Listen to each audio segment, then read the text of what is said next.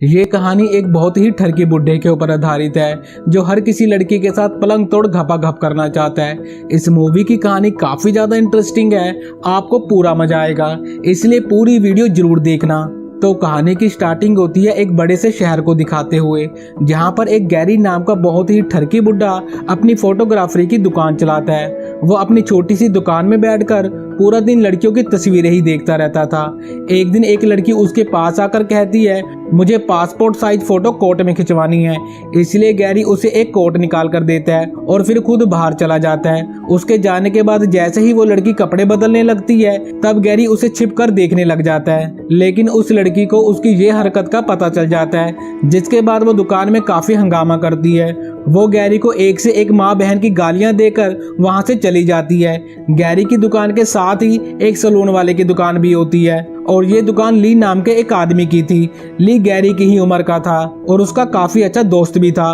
वो उसे समझाता है कि हम बूढ़े हो चुके हैं और अब हमें लड़कियों के बारे में नहीं सोचना चाहिए, लेकिन गैरी अपने आप को बूढ़ा नहीं मानता और ना ही वो इस बात से सहमत था, क्योंकि उसका मानना है कि जब तक उसकी बंदूक चलती है तब तक उसे गोली चलाते रहनी चाहिए। खैर, इसके बाद हमें रात का सीन दिखाया जाता है, जहां पर गैरी अपने घर पर होता है और हमेशा की तरह वो अपने मोबाइल पर पेला पलाई वाली मूवी देख रहा होता है। गंदी फिल्मों की एक्ट्रेस के गर्म सीन देखकर खुद भी गर्म हो जाता है और फिर अपने हाथ की गाड़ी चलाकर अपनी गर्मी निकाल देता है। गैरी की अभी तक शादी नहीं हुई थी और शादी ना होने की वजह से वो पूरा दिन लड़कियों के बारे में ही सोचता रहता था। अगले दिन गैरी की दुकान में एक लड़का आकर अपनी एक फोटो खिंचवाता है। इसके बाद वो गैरी की खींची हुई फोटोज देखता है और फिर कुछ देर सोचने के बाद उसे कहता है, मुझे याद आ गया, तुम तो शहर के सबसे बदनाम फोटोग्राफर हो, तुम्हें तो कई बार लड़कियों ने पीटा भी है और तुम कई बार जेल जाने से भी बचे हो। गैरी उसकी बातों को अनसुना कर देता है, जिसके बाद वो लड़का उसे पैसे देकर वहां से चला जाता है। उसके जाते ही ली गैरी से आकर कहता है, हमारे शहर में एक नया क्लब खुला है जहां पर कई लड़कियां पैसे लेकर हमारे काले नाग का अमृत पी सकती हैं, हमें एक बार तो वहां जरूर जाना चाहिए। अब गैरी कहता है कि नेकी नेकी और पूछ पूछ, बताओ कब चलना है। अब उसी रात को ये दोनों क्लब में चले जाते हैं, जहां पर ये दोनों दबाकर दारू पीते हैं। तभी एक लड़की आकर ली के पास बैठ जाती है। इस खूबसूरत सी लड़की का नाम सूजी होता है। अब सूजी को देखकर गैरी का काला नाग पैंट फाड़कर बाहर आने को हो रहा था और सूजी भी लगातार उसे ही देख रही थी। इसके बाद अगले ही सीन में हम देखते हैं कि सूजी गैरी के घर पर घोड़ी बनी हुई थी। दरअसल गैरी ने उसे पैसे दे दिए थे और फिर उसे घर लाकर घोड़ी बनाकर पेल रहा था। गैरी अपनी तरफ से पूरी कोशिश करता है कि वो सूजी को खुश कर सके, लेकिन ऐसा हो नहीं पाता। गैरी ठंडा होकर बैठ जाता है। दरअसल सूजी को तो ये काम कर करके अब बड़े बड़े काले नाग लेने की आदत पड़ चुकी थी। अब गैरी के नॉर्मल नाग से उसका क्या बनना था।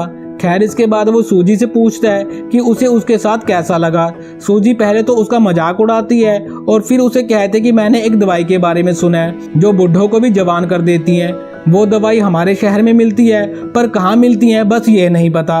सूजी की बात सुनकर गैरी सोच में पड़ गया था, क्योंकि अब उसे हर हाल में वो दवाई चाहिए थी। कुछ दिनों बाद एक बड़ी सी बिल्डिंग में आज एक नई मॉडल का फोटो शूट हो रहा था और गैरी भी वहां पहुंचकर उसकी फोटोज लेने लगता है। ये नई मॉडल बहुत खूबसूरत थी और उसकी खूबसूरती देखकर गैरी के मुंह में तो पानी आने लगता है। अब मौका देकर गैरी उस मॉडल के पास आकर उसका नाम पूछता है और फिर उससे बातें करने लगता है। अब बातों ही बातों में गैरी उसके बदन को टच करने लगता है। तभी उस मॉडल की नजर गैरी के काले नाग पर जाती है, जो पैंट फाड़कर बाहर आने को हो रहा था। वो मॉडल गैरी से कहते कि मेरा रेट बहुत ज्यादा हाई है, मैं बस अमीर लोगों के साथ ही जाती हूँ जिनके पास बड़ी बड़ी गाड़ियां होती है, और तुम बूढ़े तो दिख ही रहे हो, साथ ही साथ काफी गरीब भी लग रहे हो। अब उसकी ये बात सुनकर गैरी को बहुत ज्यादा गुस्सा आ जाता है और वो गुस्से में उस मॉडल का गला पकड़ लेता है और तभी उस मॉडल का मेकअप मैन आकर उसे बचाता है और फिर उसका मैनेजर गैरी को काफी मारता है और फिर गैरी को वहां से बाहर फेंक दिया जाता है। अब मार खाने के बाद गैरी का गुस्सा 7वें आसमान पर था। वो मैनेजर को मारना चाहता था, लेकिन वो उसका मुकाबला नहीं कर सकता। अब घर जाते समय उसकी नजर एक दवाखाने पर पड़ती है। इस दवाखाने को देखकर उसे सूजी की बातें याद आने लगती हैं। इसके बाद वो उस दवाखाने में चला जाता है। दवाखाने में एक औरत बैठी थी।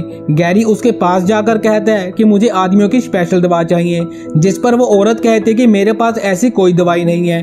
गैरी उसकी बात सुनकर उदास होकर वहां से जाने ही लगता है कि तभी एक औरत अंदर से निकलकर उसे रोकती है और वो गैरी को कोई और आदमी समझकर कहती है, तुम्हारे बॉस का फोन आया था और मैंने दवाई तैयार रखी है। इसके बाद वो एक छोटा सा बॉक्स लेकर गैरी के सामने रखती है। फिर गैरी को दवाई दिखाकर कहती है कि ये दवाई तुम्हारे बूढ़े काले नाक के साथ साथ तुम्हें भी जवान बना देगी, क्योंकि मैंने इसे खास जड़ी बूटियों से बनाया है। और अपने बॉस को बता देना कि इसका ज्यादा इस्तेमाल भी खतरनाक है, इससे उसकी मौत भी हो सकती है। गैरी समझ गया था कि ये औरत उसे किसी बॉस का आदमी समझ रही है, इसलिए वो चुपचाप उसकी सारी बातें सुन रहा था। कुछ देर बाद दवाई लेकर गैरी अपने घर आ जाता है और फिर उसके दिमाग में सिर्फ सूजी की बातें ही घूम रही थी। जिसके बाद वो उस दवाई को पहले तो पानी में घोलता है और फिर एक ही सांस में पानी पी जाता है। दवाई लेते ही गैरी सो जाता है। अब अगले दिन सुबह गैरी उठकर सबसे पहले अपना मुंह धोता है और फिर शीशे में मुंह देखकर काफी ज्यादा हैरान हो जाता है। दरअसल उस दवाई ने अपना काम कर दिया था। गैरी एक ही रात में बूढ़े से जवान हो गया था। किस्मत ने उसकी इच्छा पूरी कर दी थी। अब इसी दौरान बाहर से कोई दरवाजा खटकाता है। अब जैसे ही गैरी दरवाजा खोलता है तो वो अपने सामने ली को देखता है। ली उससे पूछता है कि तुम कौन हो और मेरा फोटो खींचने वाला दोस्त कहाँ है। जवान गैरी उसे बताता है कि मैं तुम्हारे दोस्त का रिश्तेदार हूँ और तुम्हारा दोस्त कुछ दिनों के लिए बाहर गया है। उसकी बात सुनकर ली वहाँ से चुपचाप चला जाता है। इसके बाद उसी बड़ी सी बिल्डिंग में आज भी किसी नई मॉडल का फोटो शूट हो रहा था और गैरी भी डरते डरते वहाँ पहुँच जाता है। वो जैसे ही सबके सामने आता है तो सभी उसकी जवानी देखकर काफी हैरान होते हैं, क्योंकि गैरी अब काफी ज्यादा हैंडसम दिख रहा था। खैर सभी के पूछने पर वो बताता है कि मैं नया फोटोग्राफर हूँ और मैं भी कुछ फोटोज खींचना चाहता हूँ। उसकी बात सुनकर मॉडल उसे फोटोज खींचने की परमिशन दे देती है। इस नई मॉडल का नाम मैरी होता है। वो गैरी की जवानी देखकर बहुत इम्प्रेस हो चुकी थी। इसके बाद वो गैरी को अपने घर ले जाती है। अब गैरी की जिंदगी पूरी तरह से बदल गई थी और थोड़े ही दिनों में उसके आसपास कई लड़कियां घूमने लगी थी। वो बीच बीच में दवाई खाकर अपनी जवानी को भी बरकरार रख रहा था ताकि कोई उसका राज ना जान सके। कुछ दिनों बाद गैरी मैरी के साथ एक पार्टी में आता है और इस पार्टी में बहुत सारी लड़कियां थी। गैरी वहां पर एक लड़की को अलग बैठा हुआ देखता है और फिर वो उसके पास चला जाता है और फिर उस लड़की से उसका नाम पूछता है। वो लड़की अपना नाम नताशा बताती है और वो भी गैरी की जवानी देखकर इम्प्रेस हो गई थी। दोनों ने एक दूसरे को उसी समय पसंद कर लिया था। जिसके बाद गैरी नताशा के घर जाकर पूरी रात उसे घोड़ी बनाकर उसके साथ पलंग तोड़ घपाघप करता है। अगली सुबह गैरी जैसे ही जागता है वो फिर से बूढ़ा हो चुका था। नताशा अभी भी नींद में ही थी और उसे नींद में ही छोड़कर गैरी सीधा दवाखाने जाता है, जहां आकर वो उसी औरत को आवाज लगाता है। इसी बीच उसकी नजर जैसे ही उस छोटे बॉक्स पर पड़ती है वो उसे उठा लेता है। वो औरत आकर उसे समझाती है कि इसमें कोई दवाई नहीं है, लेकिन गैरी उसकी कोई बात नहीं सुनता। वो हर हालत में जवान दिखना चाहता था। वो औरत उससे बॉक्स वापस मांगती है, लेकिन गैरी उसे जान से ही मार देता है और वहां से भाग जाता है। इसके बाद वो जल्दी जल्दी अपने घर पर आता है और घर आकर वो जैसे ही बॉक्स को खोलता है तब वो देखता है कि उसमें बस थोड़ी सी ही दवाई है। अब ये देखकर गैरी और परेशान हो जाता है। खैर गैरी हर हालत में पहले जैसा जवान दिखना चाहता था। वो बॉक्स में मुंह डालकर दवाई चाटने लगता है ताकि वो फिर से जवान हो सके। अगले दिन गैरी फिर से जवान हो जाता है। वो जल्दी जल्दी से तैयार होकर नताशा के घर आता है और फिर ये दोनों एक दूसरे के साथ पूरा दिन पलंग तोड़ प्यार करते हैं। अब अगले दिन गैरी उठते ही देखता है कि नताशा वहां पर नहीं है और उसके सर में बहुत ज्यादा दर्द भी हो रहा होता है, पर वो फिर भी किसी तरह से उठकर नताशा को ढूंढने लगता है और तभी उसे बाथरूम में एक बूढ़ी औरत नजर आती है।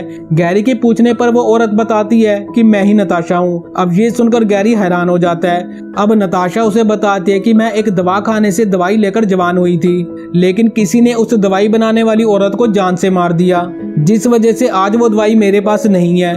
नताशा की ये बात सुनकर गैरी काफी ज्यादा डर जाता है, क्योंकि उसी ने उस दवाई बनाने वाली औरत को मारा था और इस बार हैरान होने की बारी नताशा की थी। कहानी के आखिर में ये दोनों तड़प तड़प कर मर जाते हैं, क्योंकि इन दोनों ने कई बार उस दवाई का इस्तेमाल किया था। और इसी सीन को दिखाते हुए ये कहानी यहीं पर खत्म हो जाती है।